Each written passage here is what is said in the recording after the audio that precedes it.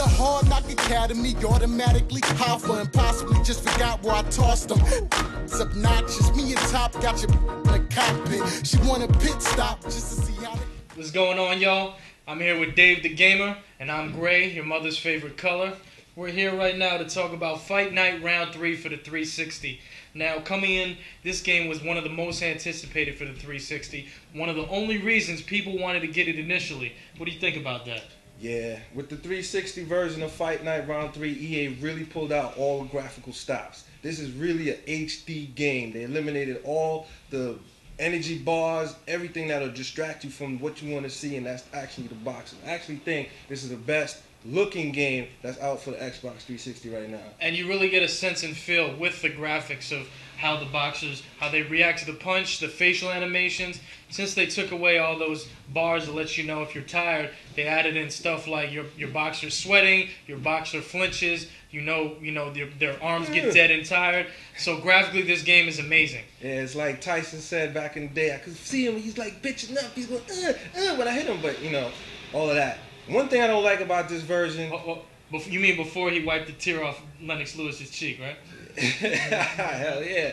But see, the thing is about this 360 version, I've been playing Fight Night since the first one, and I really like the knockdowns in the first one. I mean, it was kind of cartoonish, but when you knock somebody out, they just dropped like a ton of bricks hit them and stuff like that. Now, they kind of took that away from this, and this is like less animated. They just fall and go down like a dead body. I mean, I remember when they used to just, you know, just melt and stuff, and that used to say, oh, did you see that? I agree. I think some of the fun in the game in the first Fight Night that ever was released was the ragdoll physics they used, where while the guy was going down, you could keep him against the ropes and hit him about 9 or 10 times and just be like, "Ooh!" Like this dude's leg just went backwards. He just, you know what I'm saying? Like so you really felt like you knocked somebody out. Like in this one, every time they hit the canvas, you just like, oh, he's gonna get up, or maybe he might not get up. They don't really have that momentum where you're like, all right, he ain't getting up from that, and that's what you really need. What I do like though is that there are a lot more flash down knockouts in this one. EA introduced a new system where you could a mini game that when you throw a punch in a fight that changes the tide. You know, it goes to a little small down camera and you get a chance to knock your opponent down. Yeah, but see, the thing about the gameplay in this game, I don't understand how, you know, you have to really do a half circle on the control stick, come back all the way to get out a haymaker move. I mean, it was cheesy in round 2, like it was like really, you know, like anybody used throwing haymakers and no other punches, but in this one, it's like almost impossible to get off. It's true, and being that they slowed down the gameplay in this, to actually come back and give that haymaker, it really lets your opponent, if you're playing like a friend, really know that you're coming with that, and they can just parry you and just uppercut you and get like 3 or 4 combos off on you. Real quick. What they did do in this one, which I like a lot in the gameplay, is they made the jab a lot more powerful. So you can wear your opponent out with a jab, jab to the stomach, and it really slows them down. One thing that had me scratching my head a lot was with the gameplay was EA took out the ranking systems and they made the career mode, which is I would say the most important mode for Fight Night for single player gamers, more like a storyline that you don't really have control over. It's just it's kind of like Street Fighter, where you're just moving up. You beat this guy and you get to a boss. You move up weight levels. You can't go up and down at your leisure. You're just kind of they kind of like invented like a little fake rival, but it doesn't really matter what you or your rival's doing. You could beat him like the whole time, like 4 times, and he still be a rival as you get further in the game, and that's like whack.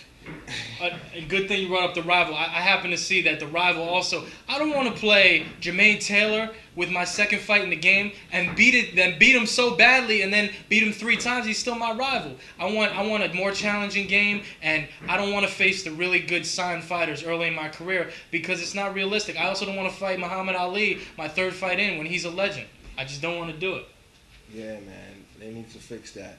As far as replay value with this game, the best replay value is fighting your friends. You have somebody over and I could lump up your eye the way, you know, it would happen in real life, you know what I'm saying? Just keep hitting them with the jab, boom, boom, boom, punish them, and then, you know, you got bragging rights all day. The crowd roars and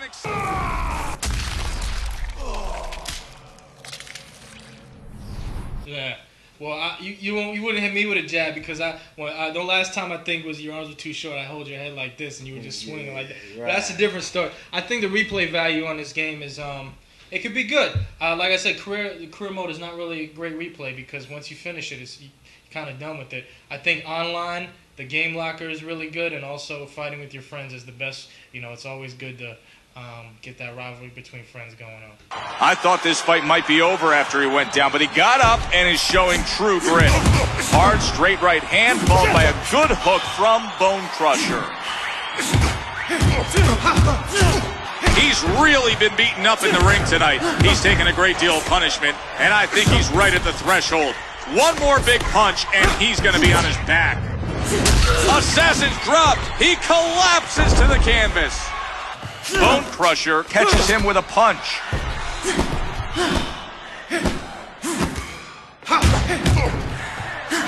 Although he may not have any one outstanding skill, he doesn't have any glaring weaknesses either. He's a well-rounded opponent.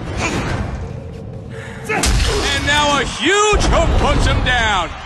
Being the first next generation game on the 360, kind of like the flagship title, what would you give this rating? I was really hoping that this game was going to be a flagship title and be in the high 9s. I have to give this game an 8 up.